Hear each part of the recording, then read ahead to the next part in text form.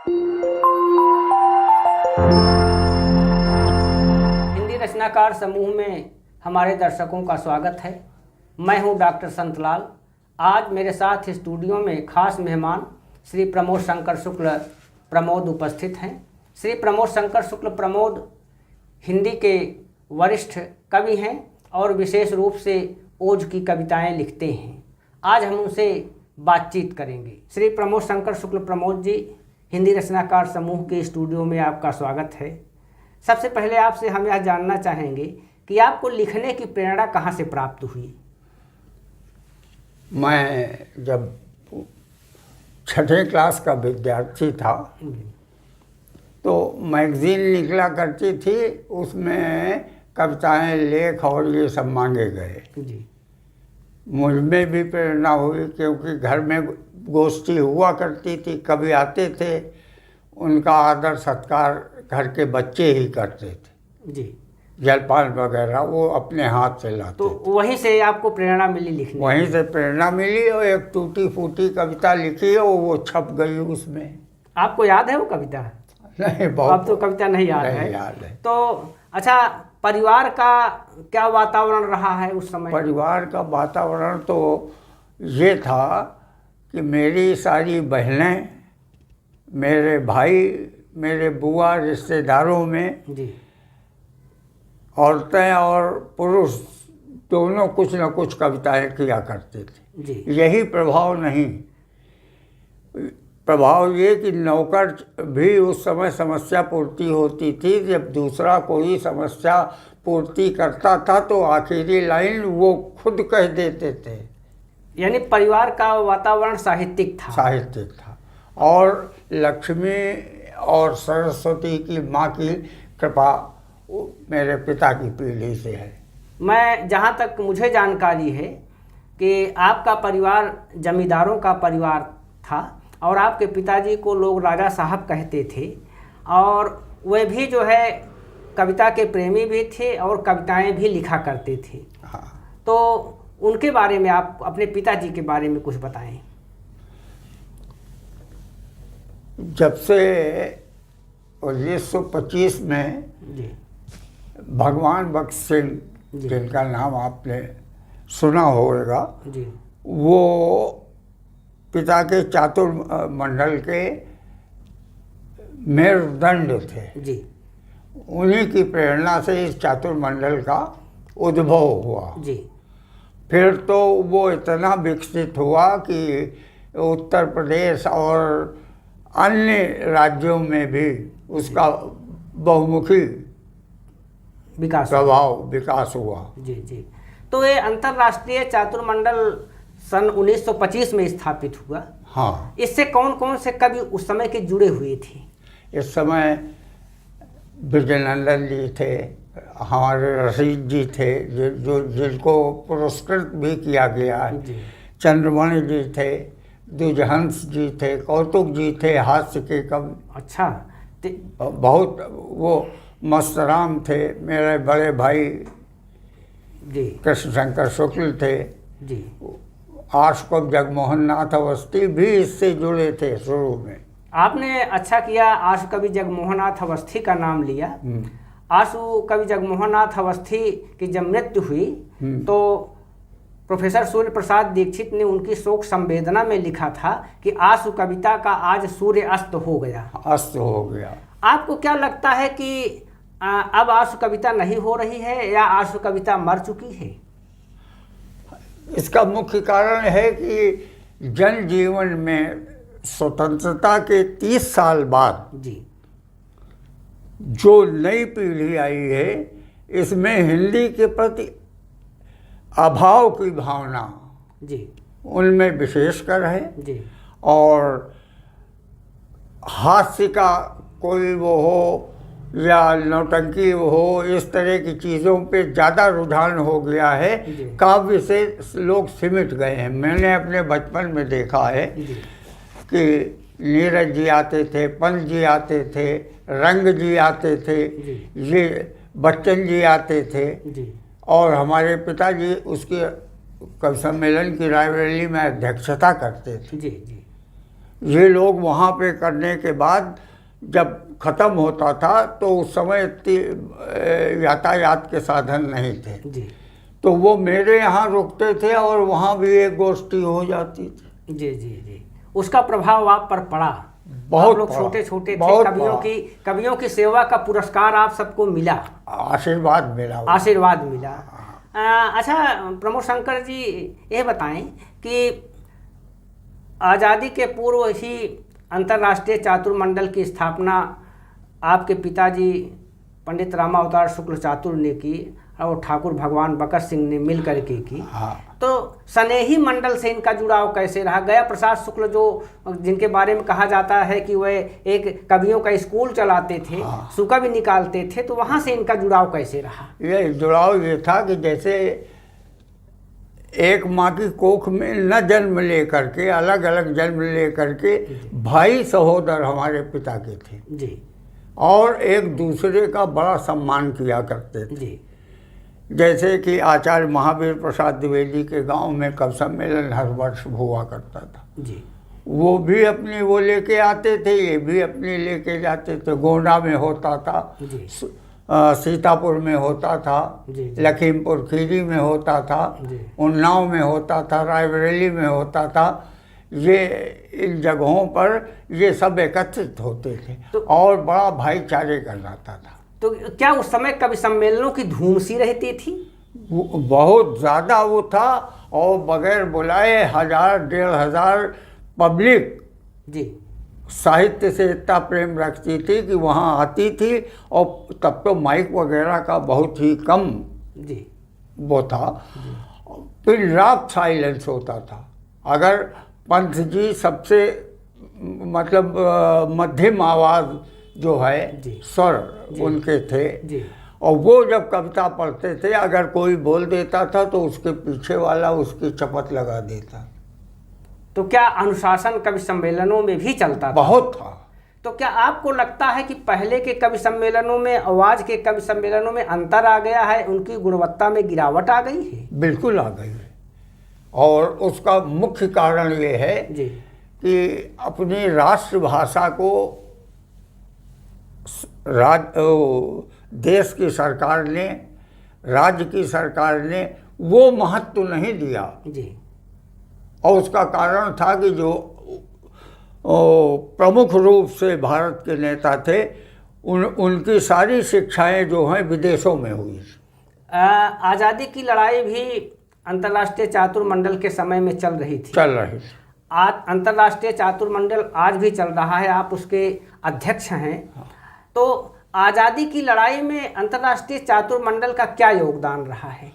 ये सबसे बड़ी चीज़ ये थी कि निर्भीक साहित्यकार तो एक बड़ा निर्भीक प्राणी होता है जी और ओज और वीर रस के कवि जी रणेश जी, कृष्णशंकर शुक्ल जी और ये ब्रजनंदन वगैरह ने भी कुछ अच्छे गीत उस समय लिखे हैं, राष्ट्रीयता से ओतप्रोत थे। ओतप्रोत। तो वो एक ऐसी लहर थी जिसमें युवा वर्ग जो है विशेष, और गांधी जी से भी प्रभावित था। गांधी जी से ही प्रभावित होकर के जी वो अपनी राष्ट्रभाषा को और भारत के गौरव को जी शीर्ष पे ले जाने के लिए साहित्य ही एक माध्यम था। ये जो भाभुआ रियासत से एक घोषणा हुई थी, हर बड़े कवि को पत्र भेजे गए थे कि समस्या पूर्ति नवनीत सम, एक समस्या उस समय दी गई थी सन 30 के आसपास में, ऑल इंडिया का सम्मेलन। हाँ, तो उसमें भाभुआ रियासत के महाराजा ने सब कवियों को एक समस्या के लिए पूर्ति के लिए एक पत्र भेजा था कि इसकी पूर्ति करें। तो आपके पिताजी को प्रथम स्थान प्राप्त हुआ था और वहाँ से स्वर्ण पदक आया था। तो वो कौन सी रचना थी जिस पर उनको स्वर्ण पदक मिला था, और वो समस्या जो नवनीत सम थी उसकी पूर्ति उन्होंने कैसे किया था? भारत माँ को गाय का रूप दे करके जी स्वतंत्रता के ध्वज को जी शीर्ष तक पहुँचाने वाले उन नेताओं ने जिन्होंने अपनी आहुति स्वतंत्रता के लिए दी, जी उस पर पिताजी ने एक भाव लिखा गाय को वो रख करके जी कि दादा भाई शांति गौ लाए हित भारत के, जी सेवा कीनी तिलक जू सत्य व्रत कै नियम, जी लाज पतिभाव वस्त्र पाए कै पढ़ाई जब, गार्यो चितरंजन अहिंसा चीर कर सब, औट त्याग आग पे असहयोग जावन दे, जी दधि मोती लाल जू जमायो चाहो उपशम, जी जगत में बंदनी भय सब चातुर पे, काढ़ो मथ मोहन स्वराज चीर कर सब। गाढ़ो मनमोहन स्वराज स्वराज नवनीत सम सब नवनीत सम। ये इस पर उन्होंने महाराजा भभुआ ने इनको स्वर्ण पदक प्रदान किया था। हाँ, वो तो हमारे परिवार का गौरव एक तरह का है।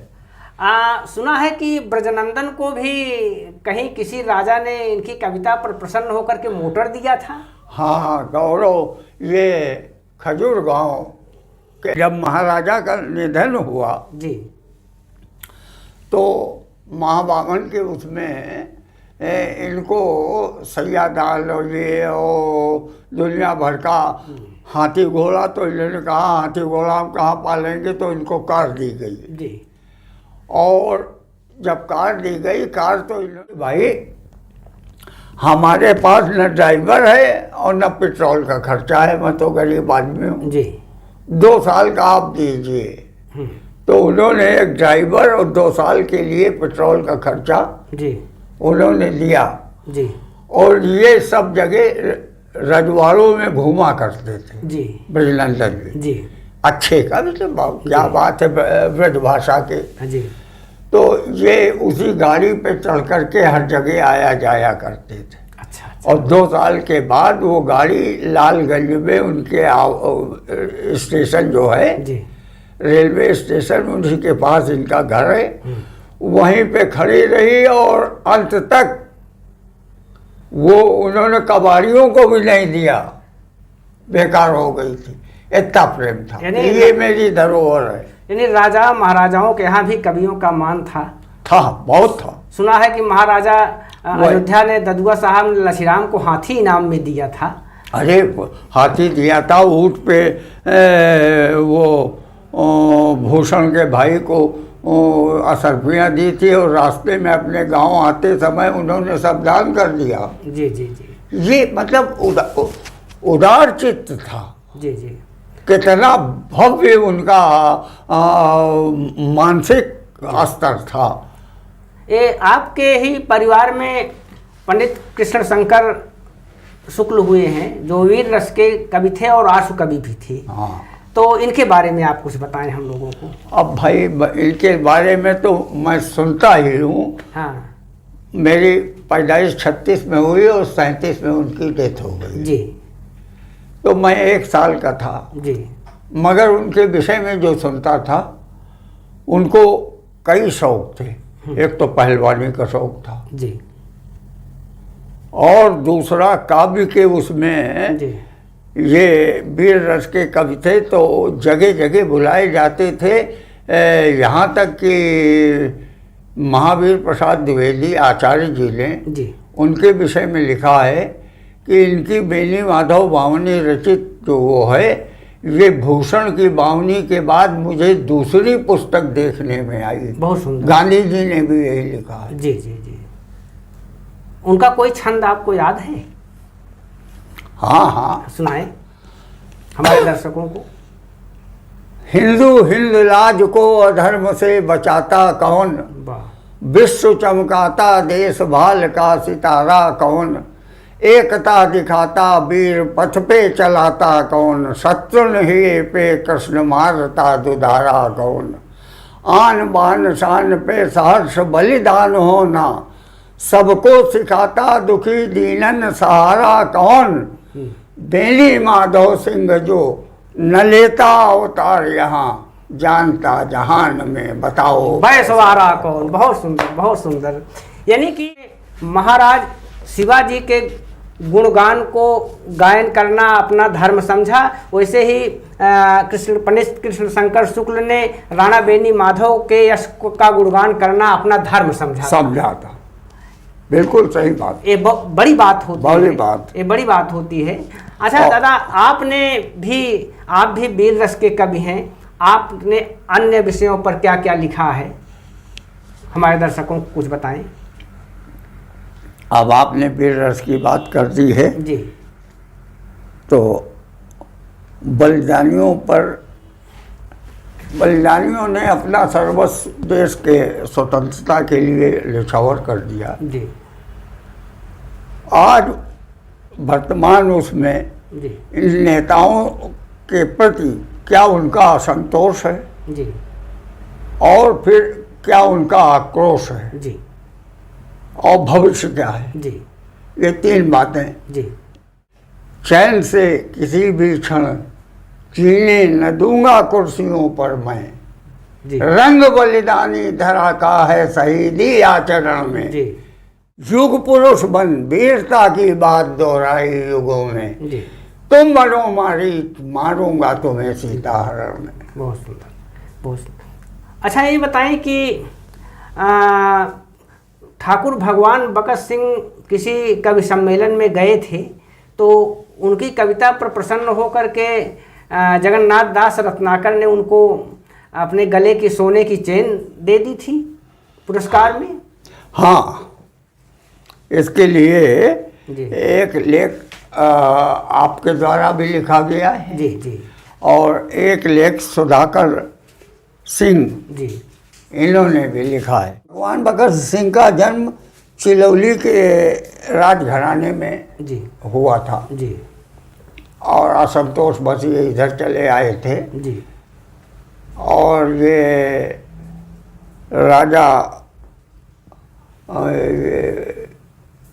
जिनका ये मंदिर है चंदापुर, जी, इनके यहाँ कब सम्मेलन हुआ, जी, और वो साहित्यिक थे इनके पूर्वज। जी, उसमें अध्यक्षता करने के लिए जी, श्री जगन्नाथ रत्नाकर जी जी, आए और समस्या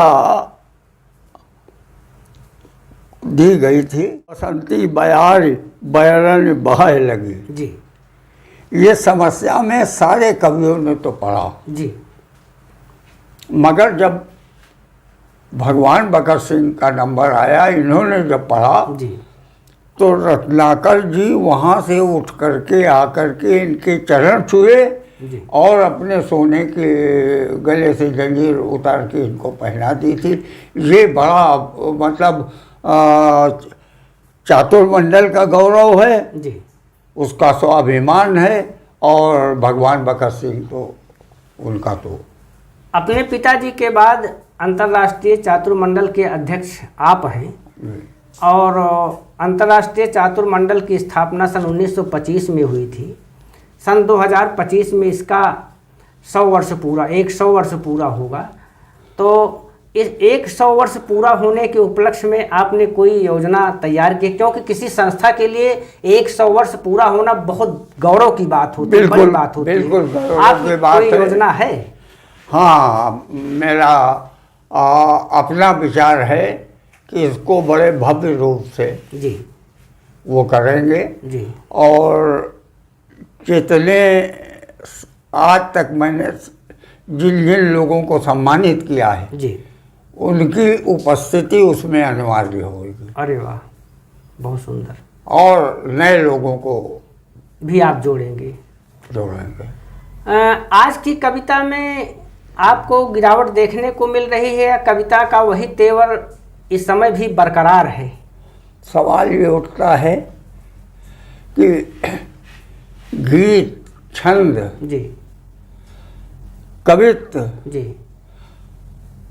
दोहे और ये सब जो हैं, जो परंपराएं प्राचीन थीं, जी, इनके साथ में जो नई कविता, तुकांत कविताएं जुड़ गई हैं, हाँ, ये गद्य से उछल करके पद्य में आने का प्रयास लोगों का रहा है, जी, जिसकी वजह से बड़ी क्षति हुई है साहित्य। कविता यानी कविता सामान्य वर्ग से कट करके जो है एसी के कमरों में चली गई। हाँ। तो क्या आपको लगता है कि इससे देश का नुकसान हो रहा है? बिल्कुल इससे हो रहा है, इससे हो रहा है। और दूसरी चीज, अब जाति वर्ग के विशेष उसमें जी लोग अनगढ़ंत झूठे लोगों को उसका सिरमौर पहनाने की कोशिश कर रहे हैं। ये गलत है। जो वास्तविक देश के हित के लिए मरे हैं, जिए हैं, नेता हों, साहित्यकार हों, व्यापारी हों, उनकी उपेक्षा हो करके जिनका कुछ भी नामो निशान नहीं था उनको ऊपर लाने की कोशिश कर रहे हैं। अभी हम सब ने आज़ादी का 75वां वर्ष मनाया और इन 75 वर्षों में भाषा की दृष्टि से हम सब बड़े कमज़ोर हुए हैं। हाँ। इसका क्या कारण आपकी समझ में आता है? इसका कारण ये है कि एक तो हमारी अंग्रेजी उससे संविधान की सारी कानून व्यवस्थाएं और भी व्यवस्थाएं, पुलिस व्यवस्थाएं, ये सब जो हैं अंग्रेजी शासन के हिसाब से वो हुई जी। और दक्षिण का इसमें बड़ा वो था विरोध जी, क्योंकि वो हिंदी से घृणा करते थे और अंग्रेजी को आत्मसात किए हुए थे जी। फिर दूसरी चीज़ ये है कि पहले 5 लोग विदेश जाते थे परिवारों से, अब 5 लाख जाते हैं जी। तो इसलिए हिंदी के प्रति कम रुझान हो करके अंग्रेजी के प्रति और भाषाओं के प्रति ज़्यादा जागरण हुआ है। हम चाहते हैं कि आप हमारे दर्शकों को, चाहे अपने पिताजी की कोई रचना हो, चाहे अपने बड़े भाई पंडित कृष्ण शंकर शुक्ल की कोई रचना हो या अपनी रचना हो, हमारे दर्शकों को सुनाएं तो हम सबको अच्छा लगेगा। याद है श्रीलाल शुक्ल जी को आपने सुना होगा? जी जी, श्रीलाल राग दरबारी जिन्होंने लिखा, राग दरबारी लिखा है। और उनके पीसीएस में सेलेक्ट हुए थे तो पहली पोस्टिंग उनकी रायबरेली हुई जी। रायबरेली में वो तब इतना ज़्यादा राजकीय आवास नहीं थे जी।